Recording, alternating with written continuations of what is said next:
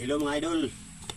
For today video po, ituturo ko po sa inyo kung paano magbaging ng mga seeds. Kailangan lang po natin ng dahon ng saging kung wala tayong tree. Ito po, hatiin lang natin ng ganito kalaki.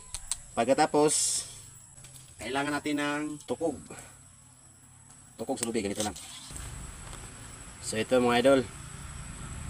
Ang gagawin mo dito, kung gusto mong matuto, manood ka. Kung ayaw, pwede ka na mag-scroll. So ganito lang mga idol, iikot nyo lang. Tapos, tusukin nyo lang dito. So ganyan lang. At pagkatapos, putulin dito. Ayan, bilog na. At pagkatapos naman mga idol, lagyan natin ng lupa. Ang kailangan natin ng lupa mga idol, yung kulay itim.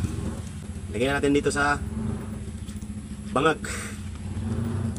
So ganyan lang mga idol ang pagbaging. So ayan na. Ito ang kanyang seedling mga idol. At saan po ito mga idol? Ang paglagay dito mga idol, wag mo lang ipasok sa ilalim mga idol ha. Sa ibabaw lang.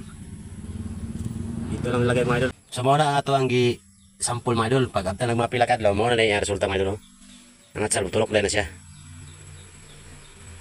So muna na siya mga idol.